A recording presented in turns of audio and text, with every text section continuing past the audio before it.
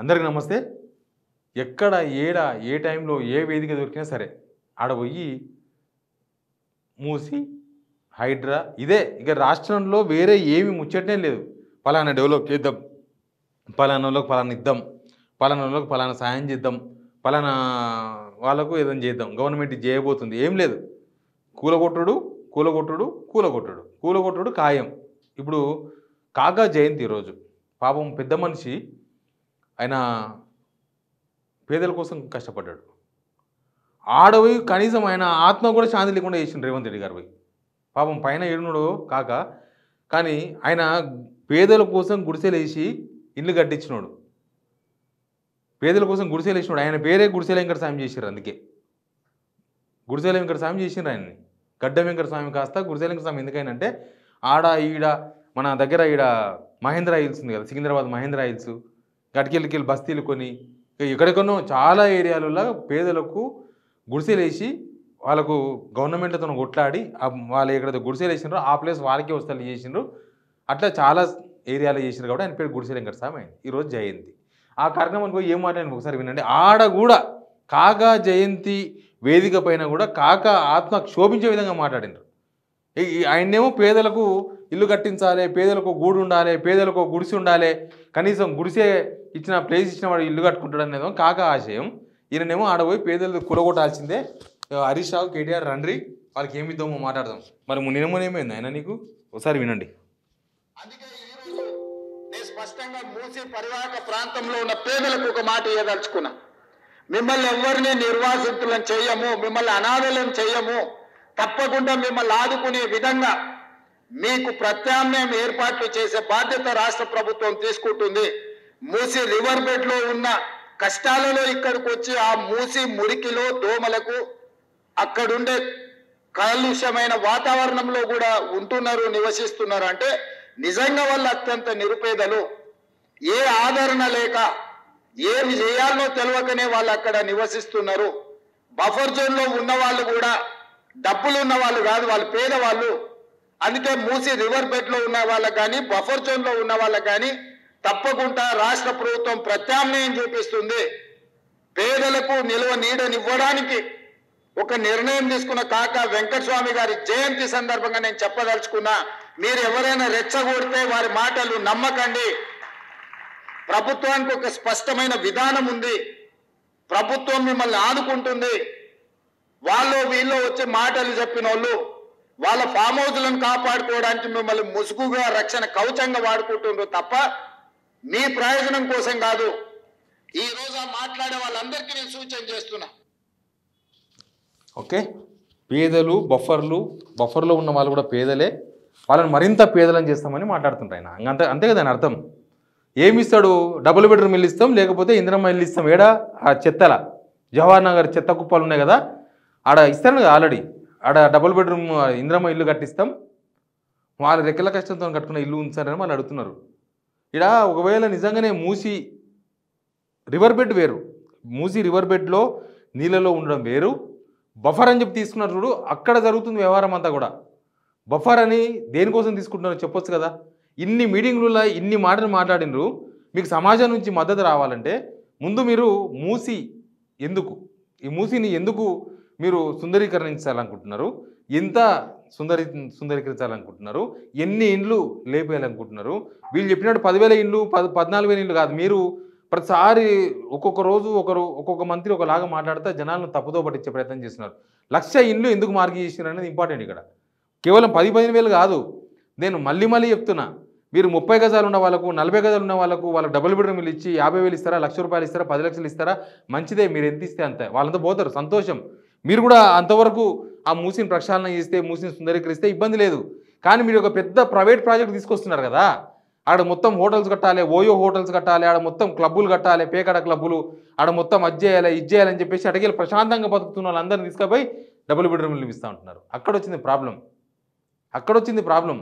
వాళ్ళవన్నీ దాటి ఆ గుడిసెలు ఉండొద్దని, ఆ సింగిల్ బెడ్రూమ్లో ఉండొద్దని గవర్నమెంట్ ఇండ్లు ఇచ్చేవి ఎట్లుంటాయి, ఏం కదా, ఎందున్నామని వాళ్ళందరూ రెక్కల కష్టంతోన ఇల్లు కట్టుకున్నారు, కష్టపడి లోన్లు తీసుకొని కట్టుకున్నారు.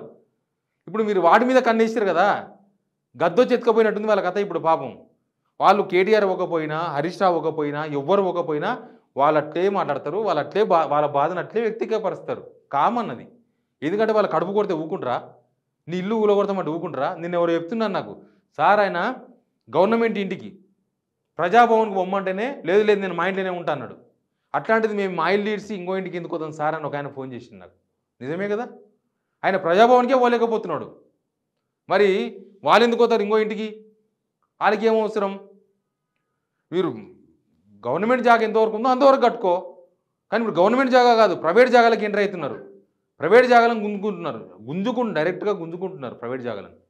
పోయి కాగా జయంతి వేదిక మీద ఆ వేదిక మీద మాట్లాడుతున్నాడు. పాపం కాగానేమో ఆయన జీవించినంత కాలం పాపం ఆయన పేదలకు గుడిసెలు ఇప్పించి ఆ గుడిసెలను పర్మనెంట్ చేయిద్దామని, ఆ గుడిసెల ప్లేస్లో చిన్న ఏదో ఇల్లు కట్టుకుంటారని ఆయన పెద్ద జాతీయ స్థాయిలో పెద్ద గుడిసెల సంఘం పెట్టించి, నిజంగా కూడా చాలా బస్తీలకు పోండి, ఇక్కడ సికింద్రాబాద్ ఏరియా, పద్మనాభ నగర్ ఆ ఏరియాలకు పోండి. ఆ ఏరియాలో పోతే చాలా బస్తీలలో ఇప్పటికీ కాక పేరు చెప్తారు. అప్పుడు కాక ఇప్పించిన గుడిసెనే ఇది, ఇక్కడ మేము ఇల్లు కట్టుకున్నామని చెప్తారు. ఈయననేమో కాకా ఫోటో ముందరనే పడి పేదల ఇల్లు గులుస్తాం అందరిని సహకరించమని అడుగుతున్నాడు. ఈ వెనుక నిలబడ్డ కాకా కొడుకులు ఉన్నారు కదా ఇద్దరు, వివేక్ వెంకటస్వామి, వినోద్, తర్వాత వాళ్ళ మనమడు పెద్దపల్లి ఎంపీ వంశీ, వాళ్ళేమో చప్పట్లు ఊరుకుంటా ఇగలబడి నవ్వుతున్నారు. కాక జయంతి రోజు కాక ఆశయానికి విరుద్ధంగా ముఖ్యమంత్రి మాట్లాడుతుంటే ఇద్దరు కొడుకులు ఓ మనమడు ఉండి ఏం లాభం ఆడ? అంటే కాక గుడిసెలు పేదల కోసం కదా గుడిసెలు ఇప్పించింది, వేరే పర్పస్ ఇప్పించిండ్రా? పేదలకు ఇల్లు ఉండాలని చెప్పేమో కాక తాన్లాట, పేదల ఇల్లు కూల్చాలేమో ఈ పెద్ద మంచి తాన్లాట. మధ్యలో ఇద్దరు కొడుకులు మనవడేమో చప్పట్లు కొట్టి సమరమాచార్యానికి గురవుతున్నాడు వేదిక మీద, ఆనందం వెలిపిస్తున్నారు. మరి ఏ సమాజానికి ఈయనేం చెప్పదలుచుకున్నారు, వాళ్ళ కొడుకులు ఏం చెప్పదలుచుకున్నారు, వాళ్ళ మనవడు పెద్దపల్లి ఎంపీ ఏం చెప్పదలుచుకున్నాడు?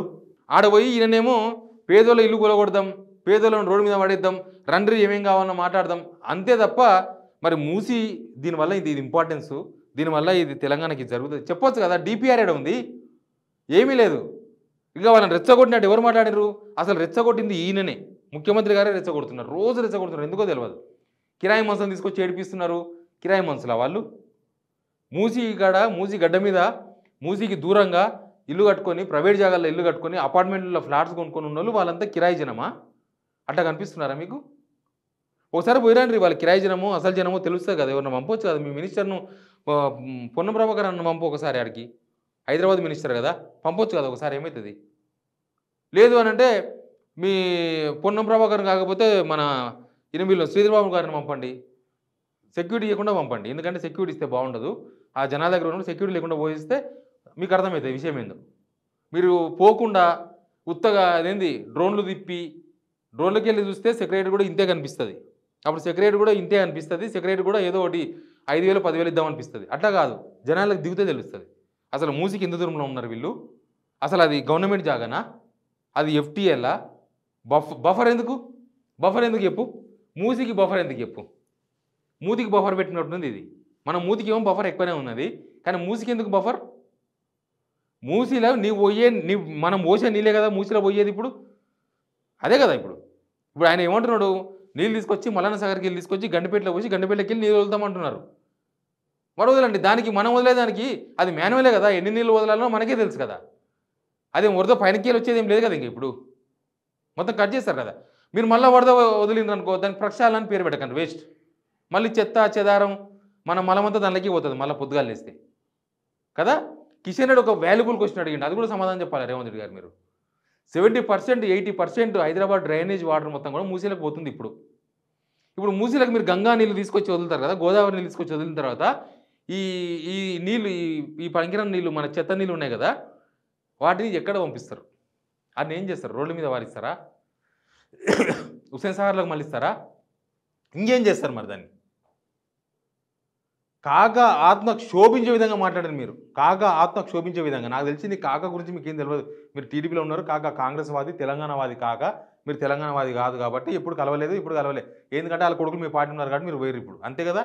కానీ ఆయన ఆత్మకు శోభించే విధంగా మాట్లాడారు మీరు. పేదలకు గూడు కట్టిద్దామన్న ఓ పెద్ద మనిషి జయంతి వేడుకల్లో, పెద్ద మనిషి జయంతి వేదిక మీద మీరు పోయి ఆయన ఆశయాలకు విరుద్ధంగా మేము ఇల్లు కూల్చేస్తాం, మీకు ఏం కావాలో చెప్పు, సేమ్ మన శ్రీమంతుడు సినిమాలో విలన్ క్యారెక్టర్ చూసినావా, అక్కడ కావాల్సిందే కంపెనీ పెట్టాల్సిందే, భూమి కొనుక్కుంటాం.